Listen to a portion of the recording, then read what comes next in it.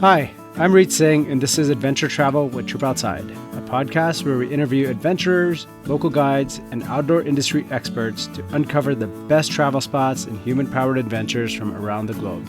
Before we jump in, I have a quick favor to ask you that if you enjoy the show, please leave us a review and subscribe on Apple Podcasts. It would truly mean a lot.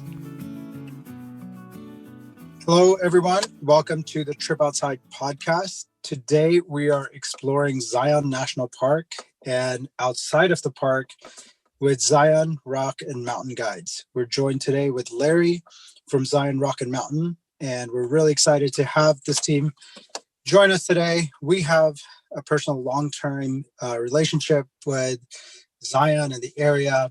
And funny enough, one of the ways that Julie and I got into canyoneering was in 2016 with Zion Rock and Mountain Guide, way before we started Trip Outside. And this was one of those trips that actually planted the seed to start Trip Outside. And in 2018, we went back to the area again, explored on our own. And again, last year, we took an amazing canyoneering trip with the Zion team and with Gurus too. We learned a lot more about canyoneering and what the mountains have to offer us outside of just the sport itself. It's been a pleasure to have Zion Rock and Mountain as a partner. And today we're going to go deep into the area, canyoneering, and what are the other activities that you can find that are off the beaten path in the area. Welcome to the show, Larry. Thank you so much for your time.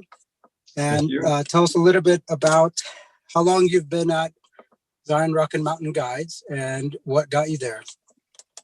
Okay, Zion Rock and Mountain Guides has been in business for over 20 years.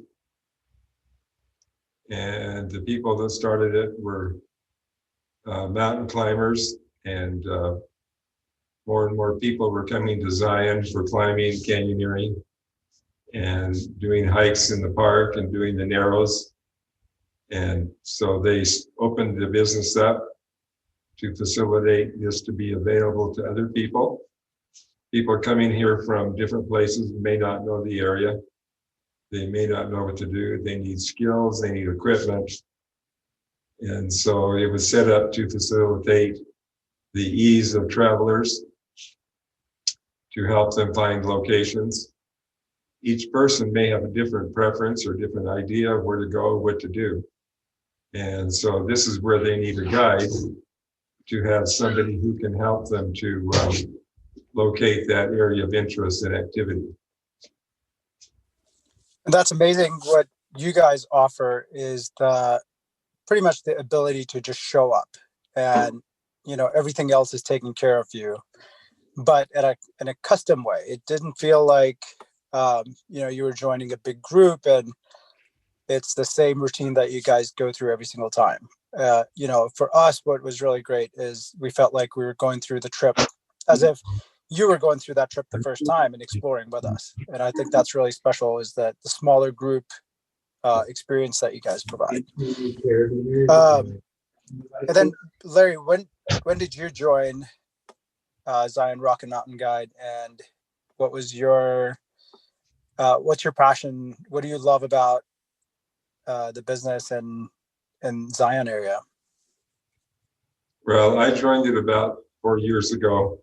Some of my friends were doing this, and they needed somebody to organize the trips and the equipment and everything. And so I care about my friends, so I came here to help out and make sure everything runs as smooth as possible. The guests, organize the guests so they can be on time. The guides, make sure the equipment is there for them, the things they need, schedule appointments, and I also do website construction and marketing, so came here to help other people know where to find our information about our company and things that we do for other people in a wide variety. We do a whole different variety of things, so it's really it takes a little bit of effort for people to understand exactly what we do and all the things that we do. And what's the most popular trip that you guys, offer, or what are most people coming to Zion Rock and Mountain Guide for? Most people, it's for canyoneering. Okay.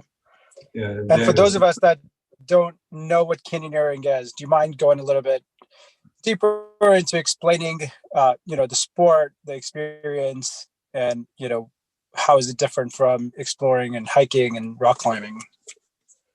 climbing is you go to the face of the cliff and you walk up and down, climb up and down in one spot. And you climb up, then you rappel down, then you climb back up again. And requires a fair amount of skill and energy and strength.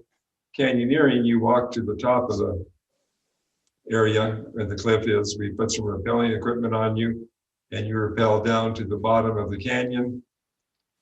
The canyons we take you to are slot canyons. Some of them are 2 to 6 feet wide, others are 10 to 25 feet wide, and they've been carved in the rock by millions of years of water flow and weather. An amazing thing I love about canyoneering is just you get to see things that you can't see from the surface. I feel like every time you're diving into, it's almost like going beneath the Earth's surface and coming back out, and then doing it again down a different canyon. Yes. Yeah, the underworld. You're going into the underworld and walking out again. And right. Some people feel they're claustrophobic, but the canyon is open clear to the sky. So the canyons on both sides of you can be anywhere from 30 feet to 200 feet above you. And so it's not, and then to walk from one area to the other, you may have to do some hiking, scrambling. Scrambling is when you may have to get on all fours to climb up an incline. And stemming is where you put your feet on one wall and your hands on the other wall and climb up to the next section that way. Yeah, this is nature's version of American Ninja Warrior. Exactly. In fact, one of our guides here 4 years ago actually won the Ninja Warrior. Oh, who was that? Isaac Caldiero. Okay, I'm going to have to look that up and experience, check out the show. Yeah, he comes back here and canyoneers in the summer. It's his most enjoyable thing that he likes to do is be here. I don't blame him. It's a beautiful area. Yeah. And NASA also sends their astronauts to the canyons in the area to teach them how to cooperate, solve problems, and work together to get through obstacles. That's really interesting. I know you were talking to me about your team building, and the experience that either companies or small, whatever group it is that goes into it, that the team building that comes out of this is something that can't be experienced in many other activities. I really like that there is something for whether it's corporate events or smaller teams to be able to get outdoors and experience these things together instead of another happy hour or going to the typical team building activities. This is so unique. It's close to an area where everyone can find something else to do outside of just Zion and canyoneering, but this could be one activity that brings them to the area to do it together. I can see the benefit that they get out of it. So what are some of the things that people what does a typical team building trip look like? We can do anywhere from 2 nights, 2 days, 1 night to 20 days, 19 evenings where we go camping, cook food for everybody. We have campfire discussions. Each day we'll either do a different canyoneering trip or hiking trip or mountain climbing or mountain biking or road biking, whatever suits the needs of the individuals. And it gets them away from their humdrum life, help them to escape for a moment where they can stop and think. But anyway, we try to get people together in groups where they can share information, share What's stories, learn the from each other. a good segue into sharing stories? And this is something that I'm always curious to see the life of the guide. You guys are going through some of the most adventurous places. There's flash flooding, there's snakes, all these other elements that you just can't plan for. Um, is there one that sticks out that was either a rescue or a close call that you want to share with us that either your guides have gone through or your either customers or you personally have gone through? Usually we don't really have close calls. We schedule things pretty good. We plan as far as flash flooding. We watch the weather real good. We know areas to go into where if there's any chance of rain or flooding, that we avoid those and go to areas that are safe. And the biggest thing that we have is people have to work on overcoming their fears. My cousin came through last month and she's 67 and she went and did a canyoneering trip for the day, and she wasn't 100, but she broke out in tears twice, and then she came back and broke out in tears again because she was so happy and so amazed at what she was able to do. And she was so impressed by it. Her daughter runs a NGO for Oprah and says, well, all the kids need to come here. This is the most amazing thing they could do. This is how they can unite and get back together and get away from the stress of the world. Yeah, overcoming that fear, the power that you feel, I guess, the confidence that comes and how quickly it can come if you can get over some, it's fear of heights is a common fear for a lot of people.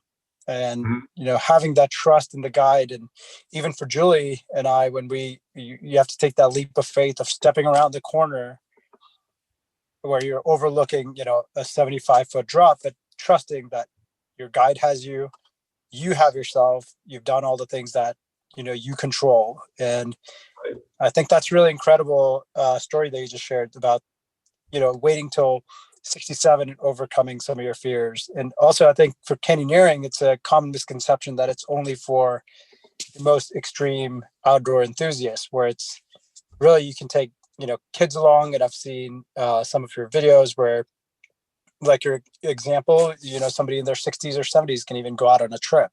So it's really about, being okay with testing your boundaries, trying new things. And it seems like you guys can fit a trip according to the skill level of the group or the individual. Well, that's what we always do. We don't do random groups. The only groups that we do are people that know each other or have a general purpose together. We took one family out that the grandfather was 75, and he walked up to the first rappel and thought it might be too hard for him, so he was going to walk back down. But when he realized it took more energy to walk back downhill than to canyoneer, he went ahead and did the rappel, and he finished off the rest of the day and says, oh, this is easier than walking. Yeah. And we had another lady, she was 72, and she liked to do climbing. We took her up a place called Tooele Tower, which is a monolith that goes 1,000 feet in the air and overlooks the valley and Zion. And she climbed that and had no problem. Wow. And is that in the Collab Creek area? It's just right there by, you can see it from Springdale. It's over at Eagles Crag. So it's the farthest point on Eagles Crag. It stands up in the air. And so the official name is Tooele Tower. And looks like a jar of syrup, kind of, if you look at it from the right angle. But it's 1,000 feet straight in the air. It's probably like 100 feet by 100 feet at the base and goes on up to the top. And that's one of your climbing trips as well? Because I'm Yeah. adding this to my personal list. Yeah, we do that on climbing trips. It's just that one little section that's a little bit, you have to be a little bit, takes a little bit of effort to go through, but that's only a few feet, and the rest is fairly easy. You get Okay. up, you like some stairs going up the mountain. And I oh, bet Angel's Landing doesn't compare to the views that you see from the top of that no, tower. it doesn't. No. You're the only one up there. You're not going past 1,000 other people holding onto a chain. Sure. And how has that impacted, I mean, the crowd? Zion National Park, one of the most busiest, most visited park in the United States. Right. It has to be people like me that are coming back time after time and want to explore more outside of the park. Right. It's like most people go, it'd be like going to New York City and spending your whole time on Times Square. Right. But the park, Zion National Park, is larger than New York City. The buildings are 4 to 5 times taller than the ones in New York City. Yeah. The mountains are. The mountains. And yeah, so it's just like you have so much more to explore. I believe where you went canyoneering was on the west side of the park. And that's we went to Kalab area, I believe, and then we also went to Yankee Doodle back in 2016, which was way outside the park. That's way outside the park. The one you went to just recently, I believe, was Lamb Snow. Yeah. And it's just on the west side. 1/3 of that area is in the park and 2/3 are outside the park. And it's funny how quickly you can lose the crowds. Like we just took one turn, drove down this road, and there was practically nobody down that road. Mm-hmm. At some of the busiest time of the year. Yeah, and there's areas to hike and everything that are just as amazing, but they don't direct people there. And so nobody sees it. There's also just further north, there's even more amazing places to go hiking and camping. And so there's tons of areas you can do things all inside Zion, outside of Zion. On the east side of Zion, we can show you some drone footage we have of all the canyons and groups out there on the east side. And the northeast side, we have Birch Hollow, Williams. In Williams, you can go, it's a 2-mile hike and then a 120-foot rappel. And you walk 2 miles through a narrow slot canyon that's 3 or 4 feet wide, and it goes 500 or 600 feet up in the air. Wow. On both sides of you. Wow, 120-foot rappel. I bet that's amazing. Yeah, and that's just one rappel, and the rest of the time you're going through a real narrow slot canyon, which is gorgeous. Okay. And beautiful. And just so fun to explore. Just hiking through. Mm-hmm. And so we have kind of northwest of the park that you can go through that are an extreme, takes a little bit of hiking to get into them. And once you get in, you have to go through the whole thing to get out. But it's gorgeous, it's beautiful. And so these are gorgeous canyons, beautiful formations. And we can adjust these trips to fit any person. Right. That's and you're located right in Springdale. For those listening that are curious to, how you get started with this trip, you're essentially right outside the park, the town of Springdale. That's where Zion Rock and Mountain is located. You show up and they take care of everything from there, which is extremely convenient. Typically when we've gone, we haven't had any of our climbing gear or anything with us. We just, we have the confidence to just show up and then we take the trip from there. So if someone is, inspired by canyoneering and they want to go explore, there's reasons. You should know a few things this is not just a regular hike. There's a lot of dangers, and not to, we're not doing a safety talk, but there's things that you should be mindful of when you're exploring these slot canyons. Most importantly, flash floods, hypothermia, and what are some of the things that if audience is listening and they want to try this themselves, and there's reasons to go through your first few times with a guide or take a course. Do you mind digging into some of those things? Well, there's learning how to use ropes and friction devices is the most important thing. And then we also have,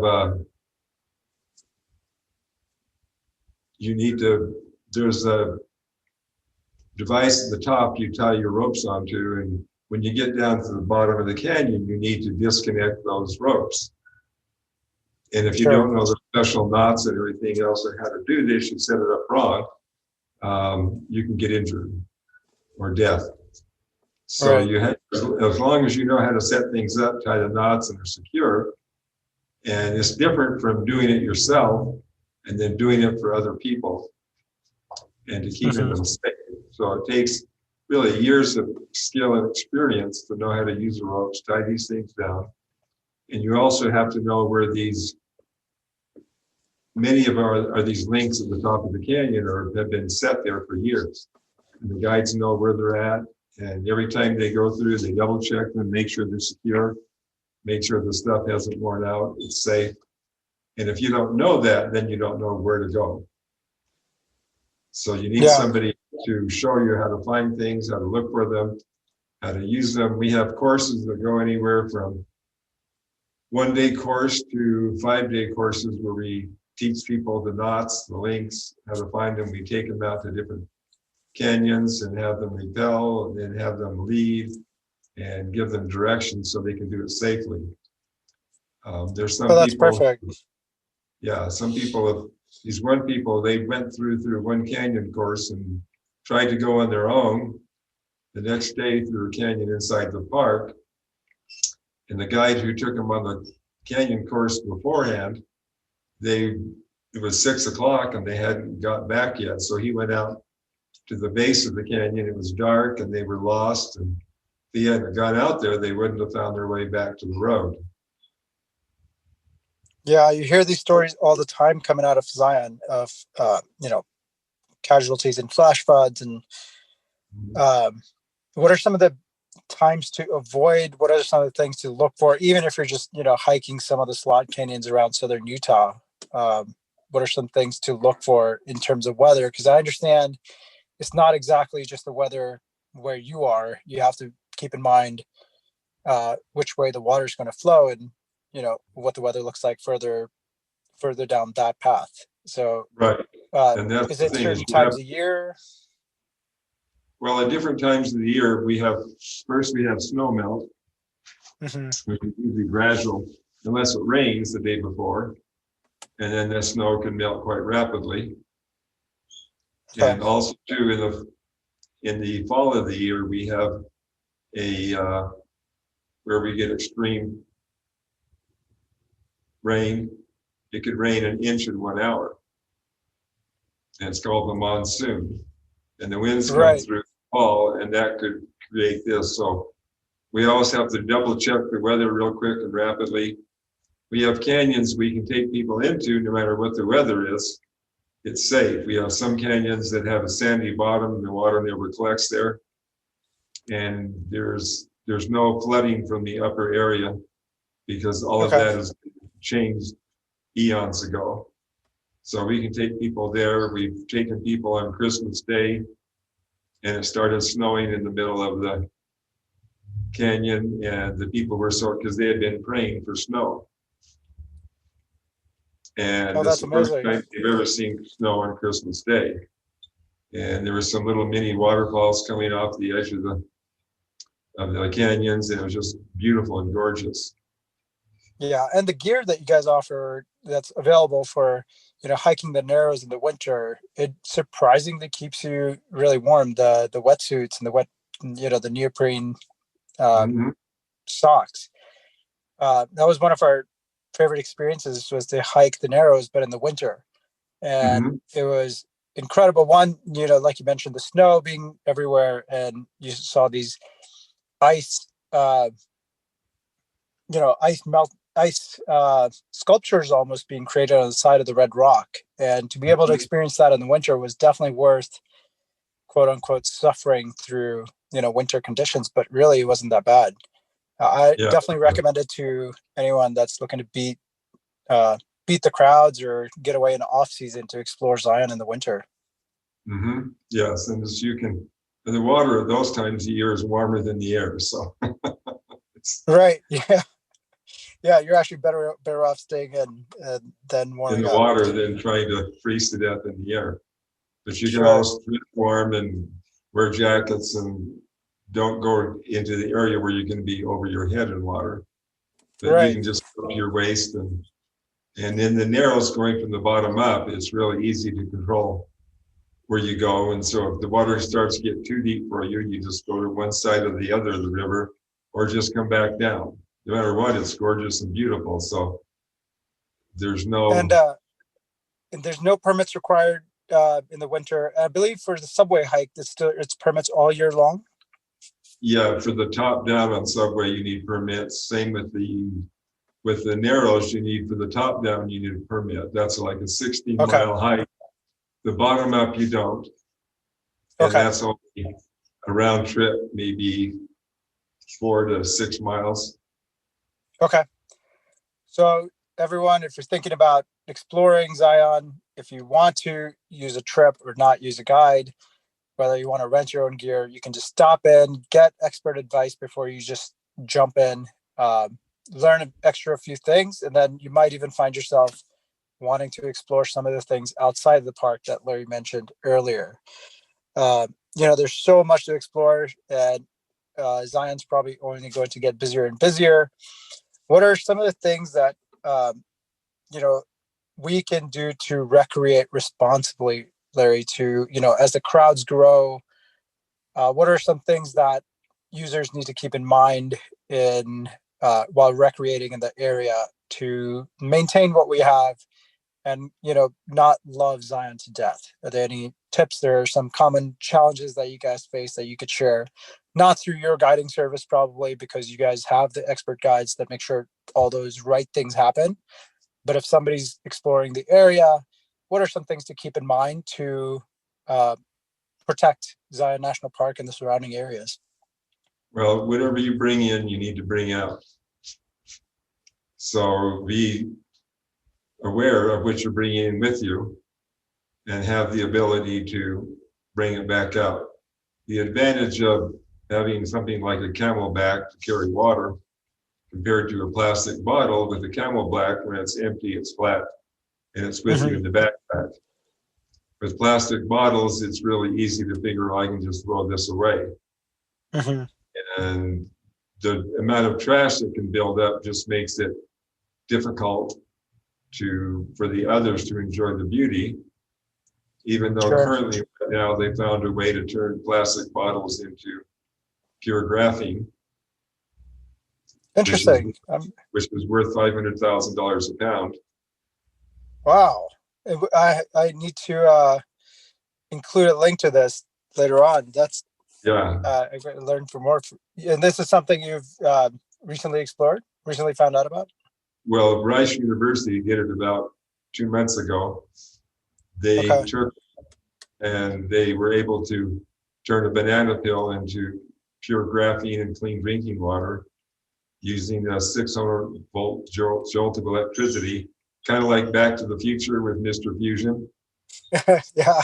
Okay, basically that's what they did. They put a banana peel in it, jolted it with electricity, it turned into pure graphene and clean drinking water. And what's graphene used for? What makes it so valuable? It's stronger than steel, lighter than steel. It becomes a solar collector. It's a superconductor at room temperature. You can build car bodies out of it that are 10 times lighter and 100 times stronger.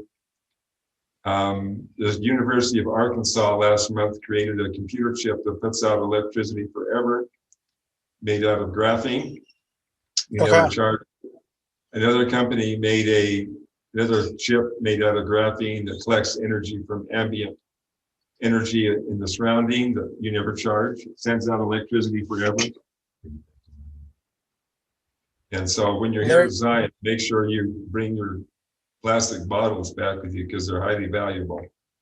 Yeah, that's exciting to hear that there are solutions on the horizon. It's just a matter of getting them vetted and to scale. And in the meantime, I think pack in, pack out is the biggest kind of takeaway.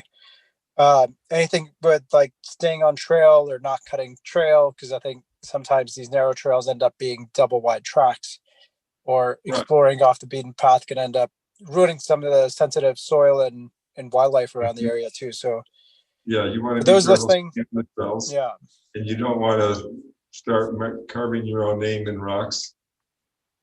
It's just distracting the beauty and of the thing. And so this is kind of a problem we've had recently is the rangers have been limited because of COVID. So there's some areas in the park and of the upper narrows where people have been leaving graffiti there, which can be cleaned, but it just takes a lot of work. And it takes away natural beauty from other people, yes.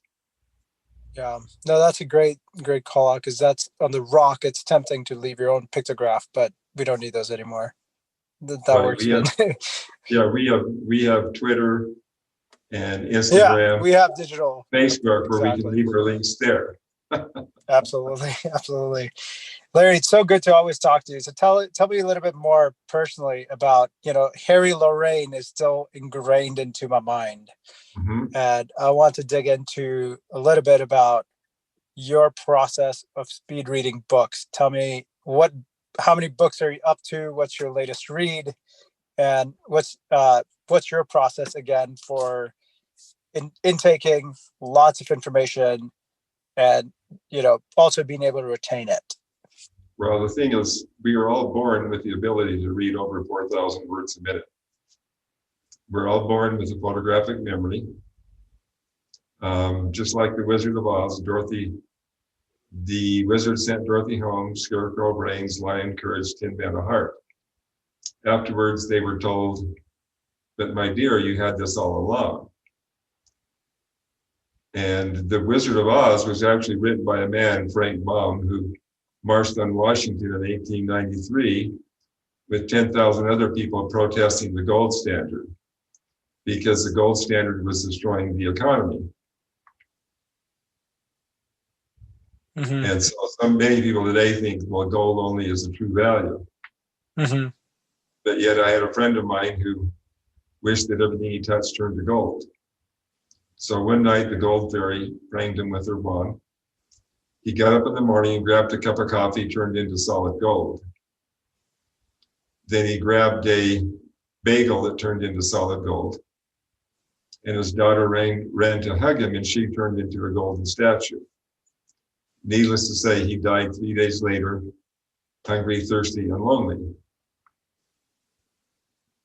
So the only thing that's valuable in life, everything we have is, and again, on the social media platform, we're getting a lot of fake news. And how do we decide what's fake news and what isn't? Well, if you can figure out how to read 4,000 words a minute. What are some practical steps that can get us there? What are some apps, some technology that you use that you can share with us to get us even 10% of the way there? Well, you'll get 100%.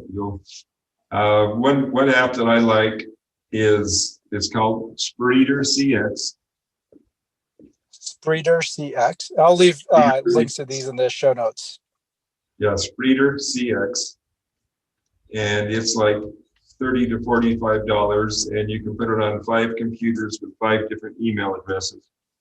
There's 4,000 books in the app, and it'll flash 1 word to 10 words per line, and then 1 line to 10 lines down at whatever rate you want. And within a month, you may start at 200 or 300 words a minute. At the end of the month, you'll be 2,000 or 3,000. The faster you read, the more you remember. Interesting, which is so counterintuitive. Right. It's what we've been lied to. It's called sandbagging. So if you're going to go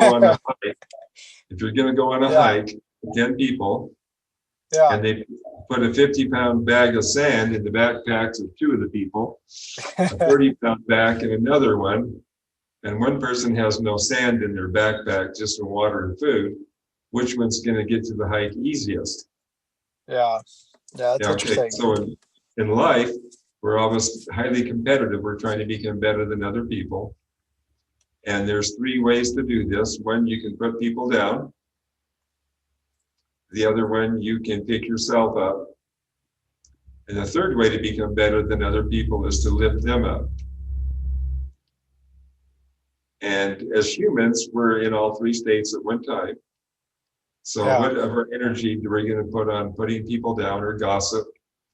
And the Greek word for gossip is diabolos, where we get our word for devil. It means to gossip. Mm-hmm. And then we can do the human state, like Tony Robbins, pick yourself up by your bootstraps. And then we can go into the God or goddess state, which is lifting other people up. And as humans, we're never going to eliminate any one of these states, but it's what percent of your energy. So if we gave everybody a photographic memory and taught them how to read 4,000 words a minute, we wouldn't have student debt any longer. Yeah. And they could we'd all be educated individuals. Right. And without they would be the extra debt. They would be less fooled by fake news. And so the more information you get, it's easier to discern if something is fake or not. Absolutely. Well, thank you so much for the Larry wisdom. This is something I was genuinely excited about, that I would hope we would get to it and share some of your wisdom. I've definitely thought of it for since almost a year ago since I've last seen you, and it really stayed with me. And I'm glad we were able to get some of it out and share it with our audience. Did you ever get to our book, The Human Condition? Yeah, I will definitely add a link to that in the podcast and the show notes as well. That was co-authored by Larry and Stuart by Zion Rock and Mountain Guides. Well, thank you, Larry, for having being part of the podcast, being part of Trip Outside Partner Network. We really hope that this conversation inspired people to explore Zion National Park area and inspire them to extend their trip a little bit, maybe, and see some of the things that are outside of the park that are not so commonly visited. And in the process of learning to canyoneer, rock climb, they can overcome some of their fears and doubts that they may have had, and really try something new, get outdoors, and do it safely. Thank you, everyone, for joining. Thank you, Larry, for coming on and taking your time. And everyone, you can find Larry at Zion Rock and Mountain Guides and Larry on Trip Outside, or you can visit Zion Rock and Mountain.